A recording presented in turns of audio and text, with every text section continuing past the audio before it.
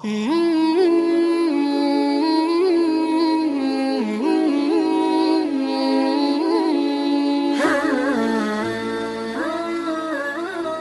kemudian Syekh Turaifi saja, Syekh Arifi itu kemudian menjelaskan kepada itu tentang sebuah kisah nyata.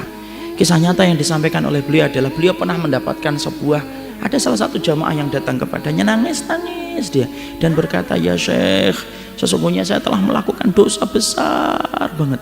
"Apa dosa besar yang kamu lakukan?" Orang itu kemudian menceritakan pengalaman pahitnya dalam dosa itu kepada syekhnya.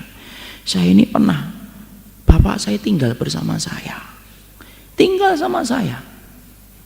Ketika kemudian beliau tinggal sama saya, maka kemudian tinggal di satu rumah dengan saya, ada sebuah kamar.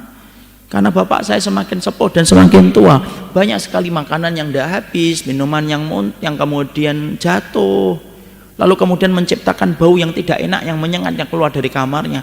Aku tidak sabar. Lalu kemudian aku berpikir bagaimana bisa ngeluarin bapak saya ini dari rumah saya ini. Kemudian dia punya rumah yang besar, Pak. Di dalam rumah itu ada gudang di depan garasinya. Kemudian dia mengatur cara bagaimana kemudian bapaknya dipindah ke gudang itu. Gudang itu dibersihkan sama dia. Dialih fungsikan untuk menjadi kamar. Kemudian dia berbohong dan berdalih kepada bapaknya, "Pak, kalau bapak di sini di dalam rumah ini, bapak nanti akan kebisingan dengan suara anak-anak. Bapak keluar aja, bapak pindah aja ke kamar depan. Tenang, hening. Jadi bapak tidak perlu dengar suara tangisan cucu-cucunya yang rewel ketika minta sesuatu."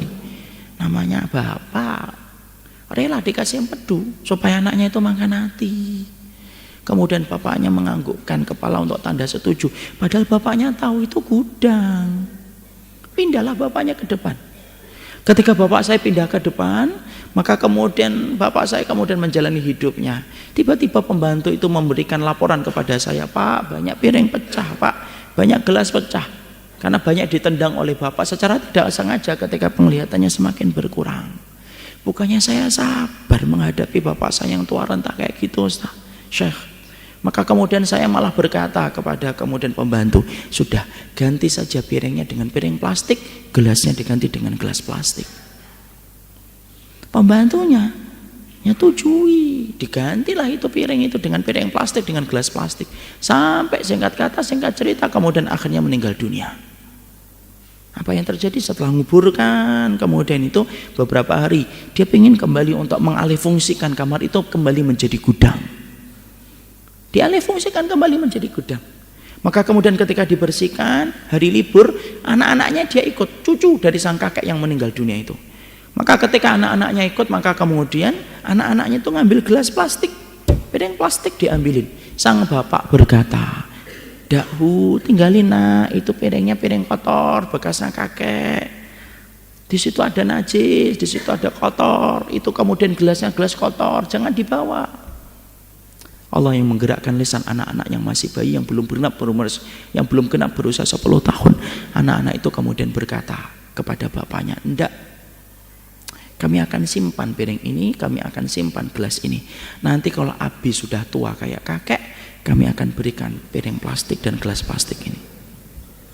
Syekh Uraifi yang menyampaikan melalui salah satu materi khutbahnya. Disitulah kita dapat, Pak. Makanya kesabaran kita, tidak ada kesabaran yang paling penting itu kecuali apa? Sabarmu menghadapi orang tua itu ketika hidup. Makanya sampai Rasulullah SAW itu berkata, "Ragima anfun man adraka abawaihi indal kibari falam yadkhulil jannah." Sampai kemudian Rasulullah SAW itu mengatakan, celaka banget orang yang mengetahui bapak dan ibunya ketika tua dan renta, tapi dengan itu tidak bisa masuk surga.